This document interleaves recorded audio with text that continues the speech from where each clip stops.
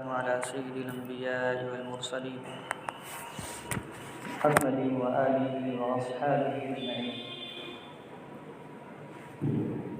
अम्मा बअद फ़अऊज़ु बिल्लाहि मिनश शैतानिर रजीम। बिस्मिल्लाहिर रहमानिर रहीम। या अय्युहल्लज़ीना आमनू ला यस्ख़र क़ौमुम मिन क़ौमिन असा अन यकूनू ख़ैरन मिनहुम वला निसाउन मिन निसाइन असा अन यकुन्न ख़ैरन मिनहुन्न वला तल्मिज़ू अनफुसकुम वला तनाबज़ू बिल-अल्क़ाब बि'सल इस्मुल फ़ुसूक़ु बअदल ईमान वमन लम यतुब फ़उलाइका हुमुज़-ज़ालिमून। सदक़ल्लाहुल अज़ीम। इंतहाई वाजिबुल एहतराम बुज़ुर्गों, दोस्तों, अज़ीज़ साथियों, अल्लाह के रसूल जनाब मोहम्मद अरबी सल्लल्लाहु अलैहि वसल्लम ने इरशाद फरमाया, एक मुसलमान, एक मोमिन दूसरे मोमिन को किसी गुनाह की वजह से, जबकि वो उस गुनाह से तौबा कर चुका हो, आर दिलाना, ताना देना, ये बहुत बड़ा गुनाह है।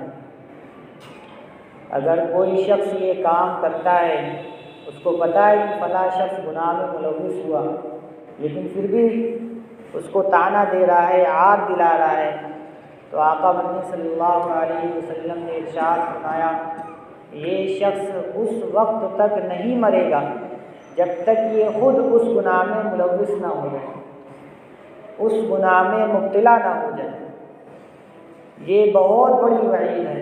मिसाल के तौर पर एक शख्स जिसके बारे में आपको पता चला कि ये फ़ला गुनाह इसने किया था या फ़ला गुनाह इसने किया है, फ़ला गुनाह में ये मुलव्विस है, और आपको ये भी पता है कि उसने तौबा कर ली है, फिर भी इसके बावजूद उससे कहना है कि तुम वही शख्स हो जो तुम फ़ला गुनाह करते हो, तुम वही हो जिसने वो गुनाह किया था। गुनाह करने वाले के बारे में आता है, जब कोई शख्स गुनाह करने के बाद अल्लाह तबारक व तआला के हुजूर हाज़िरी देकर उसके दरबार में पेश होकर तौबा करता है, तो अल्लाह तबारक व तआला उसके पिछले तमाम गुनाहों को माफ़ कर देते हैं। दुनिया का कायदा क्या है, अगर किसी पर इल्ज़ाम लगाया जाए और उसको कोर्ट में हाजिर किया जाए, तो चूँकि उसकी फ़ाइल कोर्ट में पहुँच चुकी है, उस पर तहक़ीक़ होने के बाद ये बात वाज़ेह हो जाए कि ये शख्स मुजरिम नहीं बल्कि इस पर इल्ज़ाम लगाया गया, उसने जुर्म किया नहीं था, और ये बात साबित भी हो गई कि इसने जुर्म नहीं किया है, और कोर्ट अदालत उसको बाइज़्ज़त बरी कर दे, लेकिन फिर भी जो फ़ाइल उसकी कोर्ट में पहुंची है, अदालत में पहुंची है, तो उसको बतौर रिकॉर्ड के तौर पर फ़ाइल उसको जमा कर दी जाती है कोर्ट में। एक रिकॉर्ड हमारे पास मौजूद रहे, इसने कुछ नहीं किया, फिर भी उसकी फ़ाइल कोर्ट में जमा है। लेकिन अल्लाह तबारक व तआला के दरबार में अगर कोई फ़ाइल पहुंच रही है, एक वो शख्स जिसने वाकई गुनाह किया, वाकई गुनाह का इर्तिकाब किया, गुनाह की दलदल में ये डूबा, लेकिन अल्लाह तबारक व तआला के सामने अगर इसने तौबा किया, तो अल्लाह तबारक व तआला सिर्फ इसको बाइज़्ज़त बरी नहीं करते, सिर्फ इसको माफ़ नहीं करते, बल्कि जिस फ़ाइल के अंदर इसके गुनाह लिखे गए थे, वो फ़ाइल में जो गुनाह लिखा है उसको भी मिटवा देते हैं, वो भी ख़त्म कर दिए जाते हैं। और सिर्फ यही नहीं, जिस जगह पर बैठ कर उसने गुनाह किया, क़यामत के दिन वो जगह उसके ख़िलाफ़ गवाही नहीं देगी, और जिन फरिश्तों ने उसके गुनाह को लिखा, वो फरिश्ते भी क़यामत के दिन उसके ख़िलाफ़ गवाही नहीं देंगे। अत्ताइबु मिनज़्ज़ंबि कमन ला ज़ंब लहू, गुनाह से तौबा करने वाला ऐसा है कि जैसा उसने गुनाह किया ही नहीं। जिसका मामला ऐसा है कि गुनाह करने के बाद अल्लाह तबारक व तआला के हुजूर उसने तौबा कर दी, लेकिन फिर भी लोग उसको उस गुनाह की वजह से हक़ीर समझें और उसको ताना दें, ये अमल अल्लाह तबारक व तआला की नज़र में बहुत सख्त नागवार है। ये तो उस शख्स का मामला था जिसके बारे में आपको पता था कि इसने तौबा कर ली है, लेकिन कोई शख्स ऐसा है जिसके बारे में पता ही नहीं है कि इसने तौबा की है या नहीं की है। गुनाह के बारे में तो पता है कि इसने फ़ला गुनाह किया, लेकिन उसकी तौबा के बारे में नहीं पता कि इसने तौबा किया कि नहीं किया। मोमिन होने के लिहाज से हमारा इहतिमाल ये होना चाहिए कि हो सकता है उसने तौबा कर ली हो। हमारा ज़ोन ये होना चाहिए कि उसने तौबा कर ली हो या मुस्तक़बिल में वो तौबा कर लेगा। इसलिए अगर किसी के बारे में ये इल्म हो कि फ़लाँ शख्स ने गुनाह किया है लेकिन पता नहीं तौबा की या नहीं की, तो शरीयत इस मौके पर भी आपको इजाज़त नहीं देती कि आप उसको हक़ीर समझें, आप उसको ज़लील करें, आप उसको रुसवा करें, उसको आर दिलाएं। क्या पता उसने तौबा कर ली हो। और एक बात बड़ी पॉइंट की है, वो ये कि हमें गुनाहों से नफ़रत होनी चाहिए ना कि गुनहगार से। हमें शराब से नफ़रत होनी चाहिए ना कि शराबी से। हमें मासियत और नाफरमानी से नफ़रत होनी चाहिए ना कि मासियत और नाफरमानी का इर्तिकाब करने वाले से। आका सल्लल्लाहु अलैहि वसल्लम ने हमें इसकी तालीम नहीं दी कि हम मासियत और नाफरमानी का इर्तिकाब करने वाले से हम बुग़्ज़ रखें और उसको शर्मिंदा करें, बल्कि वो शख्स तो बेचारा तरस खाने के लायक है, उस पर तो रहम करना चाहिए। जिस तरह अगर किसी शख्स को जिस्मानी बीमारी लाहिक हो जाए, जिस्मानी बीमारी लग जाए, तो इंसान बीमारी से नफ़रत करता है ना कि बीमार से।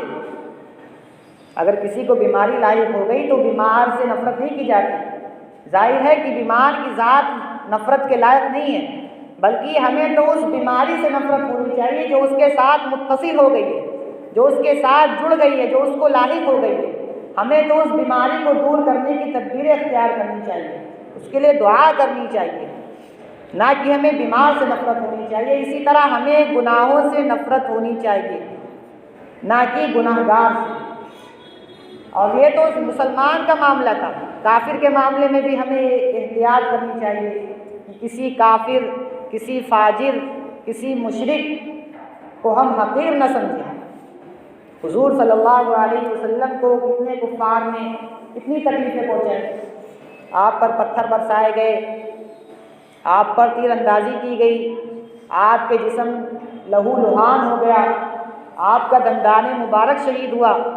ताइफ का वाक़या मशहूर है कि आप जब मदीना मुनव्वरा से निकलकर ताइफ की तरफ गए या वहाँ के सरदारों से मुलाकात की, तो तमाम सरदार ने इनकार कर दिया कि हम आपकी बात को तस्लीम नहीं करते। और सिर्फ यही नहीं, अरब की मशहूर मेहमान नवाजी भी उन्होंने नहीं की। अगर अरब में कोई दुश्मन भी आता था तो उसकी मेहमान नवाजी की जाती थी। तो उन बादशाह ने आपकी मेहमान नवाजी तो दरकिनार, वहाँ के शरीर लड़कों को आपके पीछे लगा दिया कि आपको पत्थर मारे। और एक दो पत्थर मारने से किसी का खून नहीं निकलता। रिवायतों में आता है कि आपकी जूती मुबारक खून से लहू लुहान हो गई, खून से भर गई। आपको मुसलसल तवातुर के साथ पत्थर पौते रहे। और जब आप एक अंगूर के बाग में पहुँचे तो जिब्रील अलैहिस्सलाम आ गए, मलकुल जिबाल आ गए, पहाड़ों के फरिश्ते आ गए। मशहूर वाक़या, उसकी तफसील में जाने की ज़रूरत नहीं, बस बताना ये चाह रहे हैं कि जिब्रील अलैहिस्सलाम जब आ गए और कहा, या रसूल अल्लाह, मुझे अल्लाह तबारक व तआला ने आपके हुक्म के ताबे कर दिया, आप हमें जो हुक्म दें हम उसकी तामील करें। ये दो पहाड़ों के दरमियान ये ताइफ की वादी, ताइफ की बस्ती आबाद है। आप हुक्म दें तो जिस तरह गंदुम के दाने को चक्की के अंदर पीसा जाता है, हम इन दो पहाड़ों को मिलाकर इनको पीस के रखें। लेकिन उस मौके पर आका नबी सल्लल्लाहु अलैहि वसल्लम ने क्या दुआ की?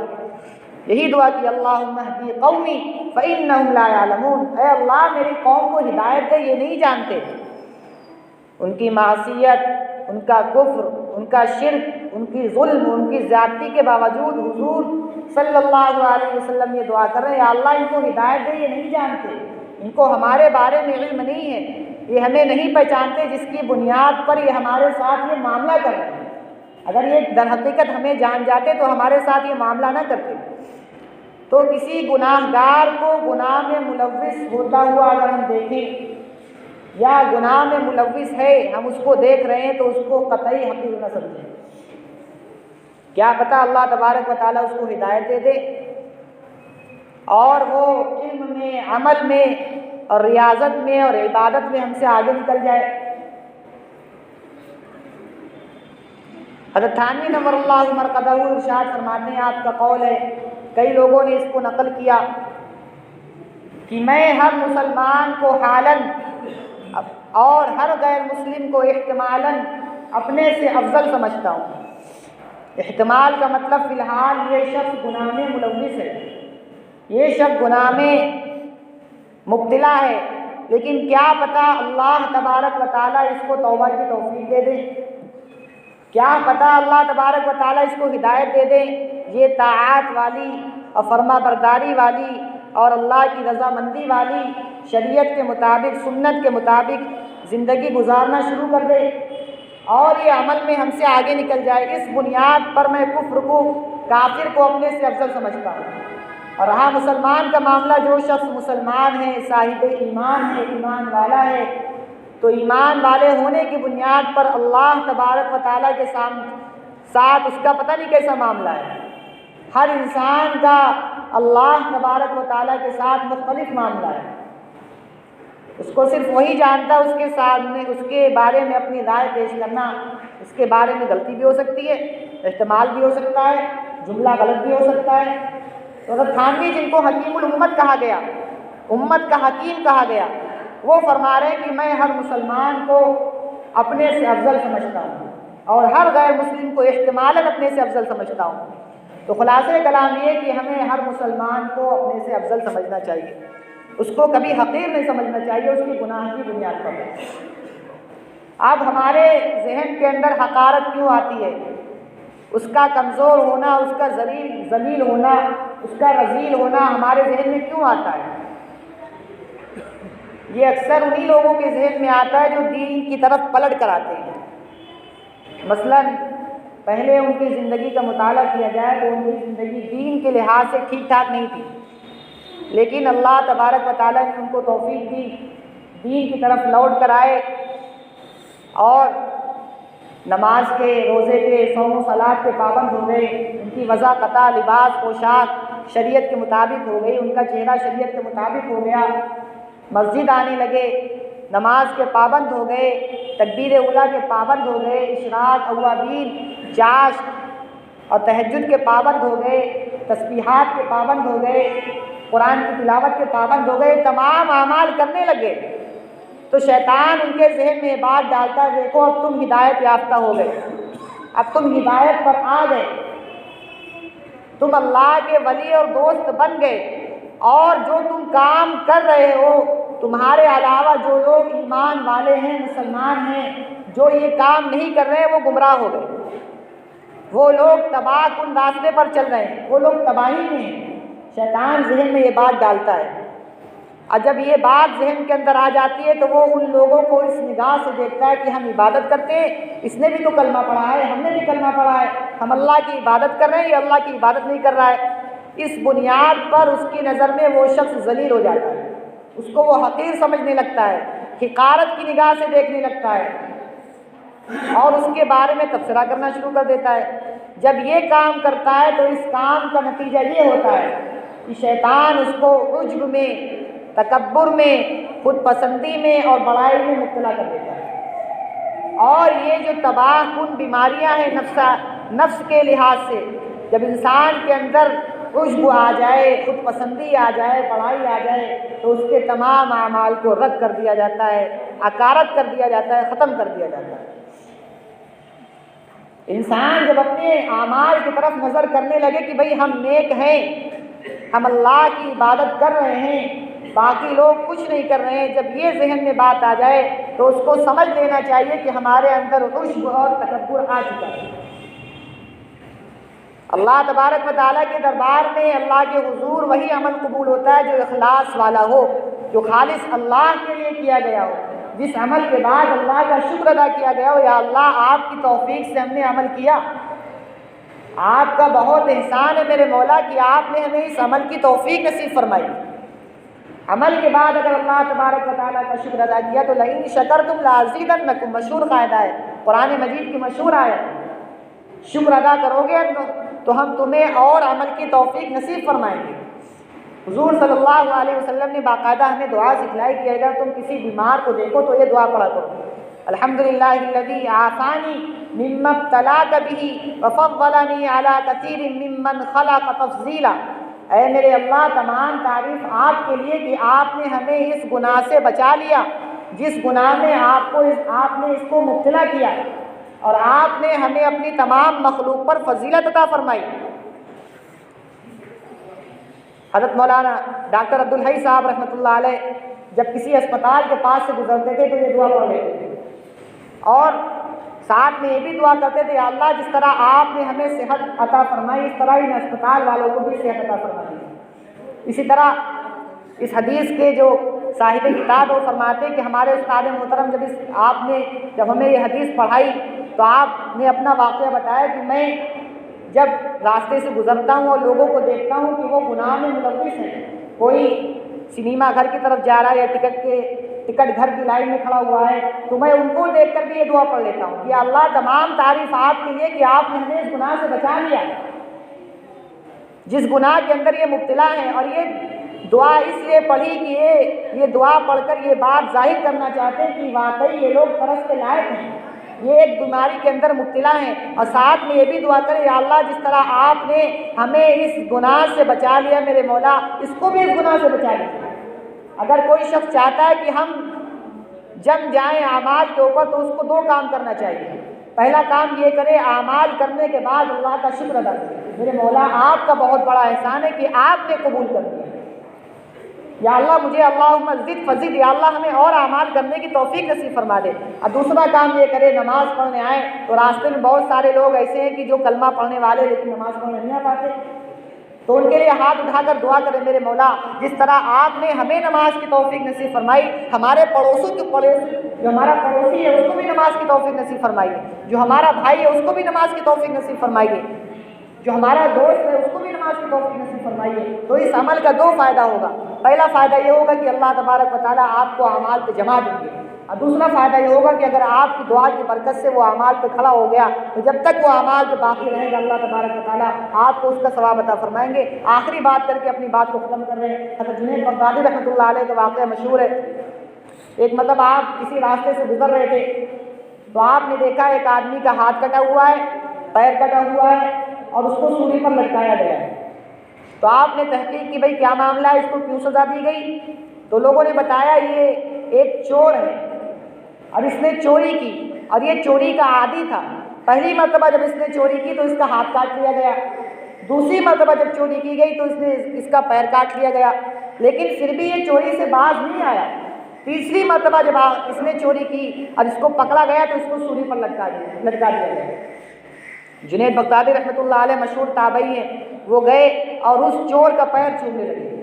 तो लोगों ने कहा, हज़रत ये क्या मामला है कि ये तो बदबख्त था, इसको सज़ा दी गई चोरी की वजह से और आप इसका पैर चूम रहे हैं। तो हज़रत जुनैद बगदादी रहमतुल्लाह अलैह ने फरमाया, वाकई तुम्हारी बात 100% सही है कि वाकई में ये चोर था और इसने जुर्म किया, और ये चोर नहीं बल्कि बहुत बड़ा चोर था, लेकिन इसके अंदर एक सिफत ऐसी है, एक क्वालिटी ऐसी है, एक वस्फ ऐसा है जिसको इस्तिकामत कहते हैं। ये इस्तिकामत की वजह से मैं इसके पैर को चूम रहा हूँ। अगरचे इसने इस्तिकामत को गलत जगह पर इस्तेमाल किया, लेकिन अगर अपने इस्तिकामत को ये सही जगह पर इस्तेमाल करता तो ये कहाँ से कहाँ पहुँच जाता। इसने अपना मशगला तय कर लिया कि मुझे ये काम करना ही करना है, उस पर ये डट गया, हटा नहीं। पहली मरतबा इसने चोरी की तो इसका हाथ काट लिया गया, लेकिन इसने तय कर लिया था हम चोरी करेंगे चाहे हमारे साथ जो हो जाए। दूसरी मरतबा चोरी की, इसका पैर काट लिया गया, लेकिन इसने तय कर लिया था हम चोरी करेंगे हमारे साथ चाहे जो हो जाए। फिर आखिर इसको सूली पर चढ़ा दिया गया, लेकिन अपने इस काम से ये बाज नहीं आया, ये जमा रह गया। अगर यही इस्तिकामत, यही जमाव इसका दीन में होता तो ये कहाँ से कहाँ पहुँच जाता। तो अल्लाह वाले लोगों को बुरा नहीं देखते, इंसान की बुराई को बुरा समझते, लेकिन इंसान को बुरा नहीं समझते। बल्कि उनका कहना तो ये, अगर किसी बुरे शख्स के अंदर कोई अच्छाई पाई जाए तो उस अच्छाई को भी ले लेना चाहिए। आका मदनी सल्लल्लाहु अलैहि वसल्लम ने इरशाद फरमाया, अल मुमिनु मिरातुल मुमिन, एक मोमिन दूसरे मोमिन का आईना है। तो जिस तरह इंसान के चेहरे पर अगर कोई दाग लग जाए तो वो आईने के सामने खड़ा हो जाए तो शीशा उसको बता देता है तुम्हारे चेहरे पर ये दाग है। इसी तरह अगर हम किसी शख्स की कोई बुराई को देखें तो उसी से जाकर बताएं, भाई तुम्हारे अंदर ये कमी पाई जा रही है, आप इस कमी को दूर कर लें। अगर हम उस कमी को दूसरे से बताएंगे तो वो गीबत कहलाएगी। ज़िक्र का आखा का बिमा यकरा, किसी ऐसी बात को किसी के पीठ पीछे करना, कि अगर वही बात उसके चेहरे के सामने, उसके मुंह के सामने की जाती तो उस बात को वो बुरा मान लेता, इसका नाम गीबत है। अल्लाह तबारक व तआला से दुआ है कि अल्लाह ताला हम सबको कहने सुनने से ज़्यादा अमल करने की तौफीक नसीब फरमाए। व आखिरु दावाना अनिल हम्दुलिल्लाहि रब्बिल आलमीन। सुन्नतें पढ़ें।